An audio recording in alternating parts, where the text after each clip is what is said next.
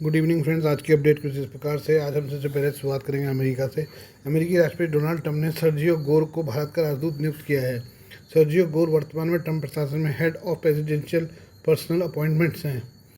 गोर लंबे समय से ट्रंप के विश्वास पात्र रहे हैं। वो उन चुनिंदा लोगों में शामिल हैं जिनकी ट्रंप से सीधी और आमने सामने की बातचीत हो सकती है। इस कारण सर्जियो गोर की भारत में राजदूत के तौर पर नियुक्ति को अहम माना जा रहा है। हालांकि गोर का विदेश नीति को लेकर कोई अनुभव नहीं है।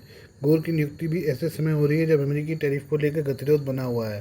वहीं भारत का पाकिस्तान के साथ संबंध नावपूर्ण है और चीन के साथ नज़दीकियां बढ़ रही हैं। पूर्व विदेश सचिव कमल सिब्बल ने सर्जियो गोर की नियुक्ति को लेकर एक्स पर लिखा, ये पहली बार है कि भारत में कोई अमेरिकी राजदूत दक्षिण और मध्य एशियाई मामलों के लिए विशेष दूत भी होगा। इसका मतलब है उनके पास विदेश विभाग में दक्षिण और मध्य एशियाई मामलों के ब्यूरो के अधिकार क्षेत्र को कवर करने वाला एक व्यापक जनादेश होगा। इस प्रकार वह इस क्षेत्र में भारत के, पाकिस्तान और हमारे अन्य पड़ोसियों के साथ संबंधों की निगरानी करेंगे। इसका मतलब है कि वह एक अधिक एकीकृत दृष्टिकोण विकसित करने के लिए क्षेत्र में अन्य अमेरिकी राजदूतों के साथ परामर्श और समन्वय करेंगे। भारत में राजदूत के तौर पर नियुक्ति के बाद गोर ने सोशल मीडिया प्लेटफॉर्म पर लिखा, राष्ट्रपति ट्रंप ने भारत में अगला अमेरिकी राजदूत और दक्षिण और मध्य एशिया मामलों के लिए विशेष दूत नॉमिनेट करने के लिए मुझ पर जो भरोसा और विश्वास जताया है उसके लिए मैं आभारी हूँ। अमेरिका का प्रतिनिधित्व करना मेरे जीवन का सबसे बड़ा सम्मान होगा। गोर से पहले भारत में एरिक गारसेट अमेरिकी राजदूत थे।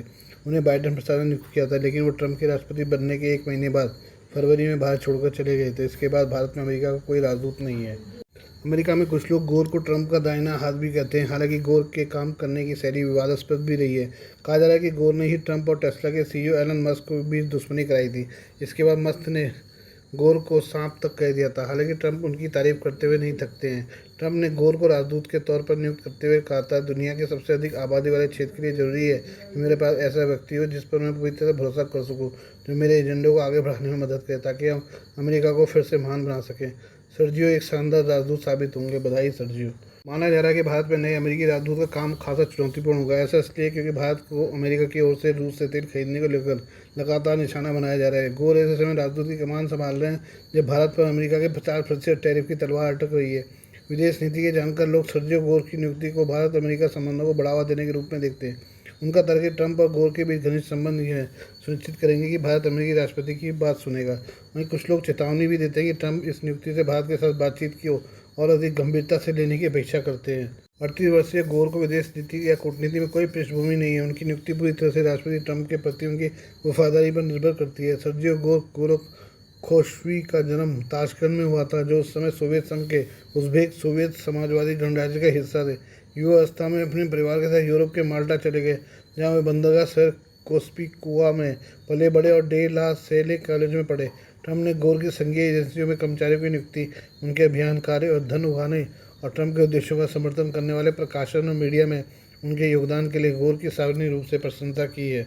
आइए बात करें भारत के अग्नि 5 मिसाइल का। भारत ने पिछले हफ्ते अग्नि 5 मिसाइल का दूसरा परीक्षण किया है। इस मिसाइल को चीन के अंदर कहीं भी मार करने के लिए डिज़ाइन किया गया है। इसके अलावा इस मिसाइल से भारत चीन में परमाणु बम भी गिरा सकता है। इस मिसाइल की रेंज आधिकारिक तौर पर 5500 किलोमीटर है, यानी चीन और पूरा पाकिस्तान इसकी रेंज में है।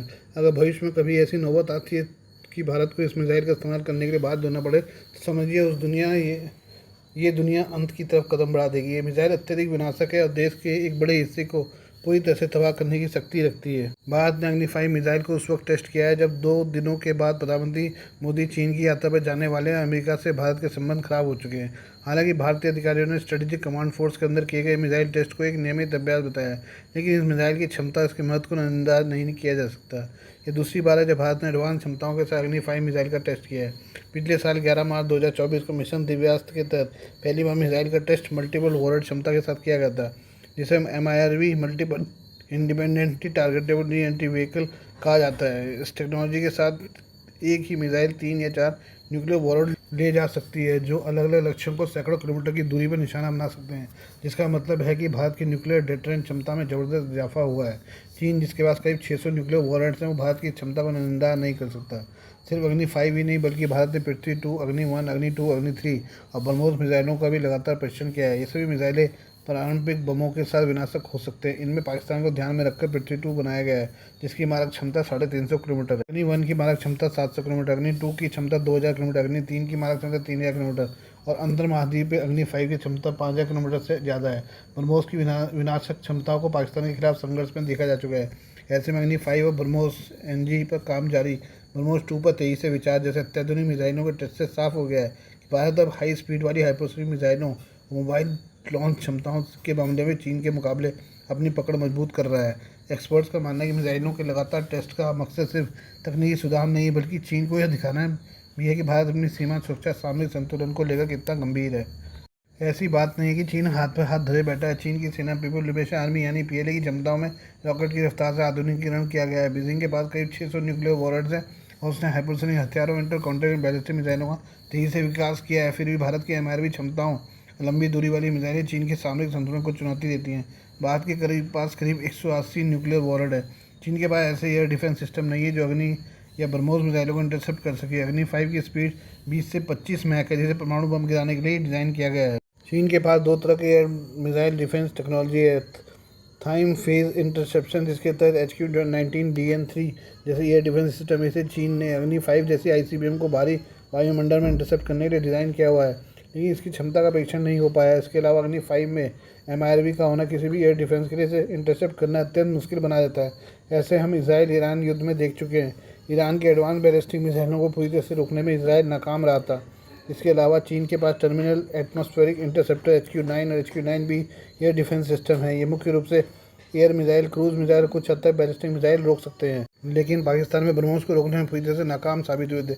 इसलिए अग्नि को इंटरसेप्ट करने की संभावना न्यूनतम है। चीन ने पिछले दिनों DN3 और SC-19 जैसी एंटी बैलिस्टिक मिसाइल टेस्ट किए हैं, लेकिन 5 को रोक सकते हैं या नहीं फिलहाल कहा नहीं जा सकता। अग्नि 5 को उसके थ्रस्ट ट्रेजेक्ट्री और उसके अचानक से रास्ता बदलने की क्षमता की वजह से इंटरसेप्ट किया जाना अत्यंत मुश्किल है। हालांकि चीन इसे रोकने की क्षमता विकसित करने के लिए काम कर रहा है, लेकिन इसे 100% भरोसेमंद माना नहीं जा सकता। इसके अलावा भी मिसाइल डिफेंस सिस्टम से सभी मिसाइलें नहीं रोकी जा सकती, ये साबित हो चुका है। भारत का अगला कदम अग्नि 6 का टेस्ट करने के साथ ब्रह्मोस NG नेक्स्ट जनरेशन जैसे सिस्टम बनाना भी है। दोनों के डेवलपमेंट का काम चल रहा है। अग्नि 6 की अनुमानित रेंज 8000 से 10,000 किलोमीटर है और ये भी MIRV तकनीक से लैस होगा। यानी अगर चीन अपनी स्थिति मजबूत कर रहा है तो भारत मिसाइलों के मामले में चीन के बराबर ही है। विनाश होगा तो दोनों देशों का होगा, कोई एक बचेगा, ये संभव नहीं है। इसलिए दोनों देशों को शांति के रास्ते पर चलना चाहिए। चीन अगर कभी चाहेगा कि वो युद्ध लड़कर भारतीय क्षेत्र पर कब्जा करे तो यकीन मानिए अब ऐसा संभव नहीं है। इसराइल काफ़ी ज़्यादा ताकतवर होकर भी ईरान को झुका नहीं पाया। विनाशक मिसाइलों के मामले में भारत और चीन एक ही पायदान पर खड़े हैं। आइए बात करें भारत और चीन की। अमेरिका से तनाव के बीच भारत और चीन के रिश्ते सुधर रहे हैं। गलवान हिंसा के बाद भारत और चीन के रिश्तों में आई तल्खी अब कम हो गई है। चीन के विदेश मंत्री वांग यी भारत के दौरे पर आए थे और उन्हें PM मोदी से भी मुलाकात की थी। इस बीच चीन जहां नई दिल्ली के साथ दोस्ती का दिखावा कर रहा है, वहीं चीनी सेना भारत के पड़ोसी देशों में भी पहुंच बढ़ा रही है। पाकिस्तान को बड़े पैमाने पर हथियार देने के बाद चीन की नज़र बांग्लादेश पर है। हाल ही में बांग्लादेश के आर्मी चीफ चीन की यात्रा से लौटे हैं। वहीं अब चीन की सेना PLA नेपाल की सेना के साथ सैन्य अभ्यास करने जा रही है। ये अभ्यास ऐसे समय हो रहा है जब नेपाल और भारत के बीच डिपुले काला पानी की सीमा विवाद फिर से गर्मा गया है। नेपाल और चीन की सेना के बीच 5वां संयुक्त सैन्य अभ्यास सागरमाथा फ्रेंडशिप 6 सितंबर से नेपाल में शुरू होने जा रहा है। नेपाल के रक्षा मंत्रालय के प्रवक्ता मनोज कुमार आचार्य ने इस अभ्यास का ऐलान किया है। इस पूरे खंडागर में भारत की नज़र है। भारत दशकों से नेपाल की सेना को ट्रेनिंग देता आया है। नेपाली गोरखा बड़ी संख्या में भारतीय सेना में सेवा दे चुके हैं। नेपाल और चीन की सेना का एक साथ अभ्यास करना इस इलाके के लिए भी रणनीतिक लिहाज से बेहद अहम है। चीन और नेपाल की सेना के बीच ये अभ्यास 9 दिन तक चलेगा। इसमें नेपाली सेना के 150 जवान और चीन की सेना के करीब इतने ही जवान सैन्य अभ्यास में हिस्सा लेंगे। सैन्य अभ्यास के दौरान आतंकवाद निरोधक सहयोग, आपदा प्रबंधन और अन्य क्षेत्रों में सहयोग बढ़ाया जाएगा। इस अभ्यास में IED की पहचान करने और उसे नष्ट करने, चेक पॉइंट का ऑपरेशन, घुसपैठ रणनीति और सशस्त्र रेस्क्यू मिशन की ट्रेनिंग दी जाएगी।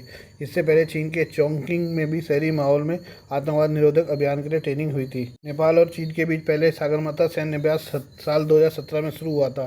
साल 2019 में कोरोना की वजह से ड्रिल बंद हो गया था। फिर इस साल 2023 में शुरू किया गया। आचार्य ने बताया कि यह सैन्य अभ्यास नेपाल के सामान्य द्विपक्षीय और बहुपक्षीय सैन्य अभ्यास का हिस्सा है, जिसे आपसी ज्ञान को एक दूसरे को शेयर करने के लिए बनाया गया है।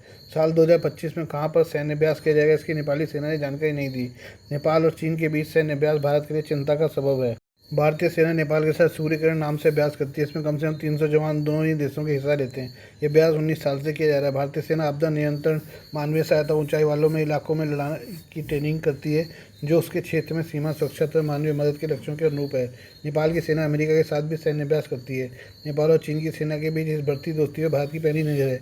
चीन लगातार नेपाल में अपना राजनयिक और सैन्य प्रभाव बढ़ाने की कोशिश कर रहा है।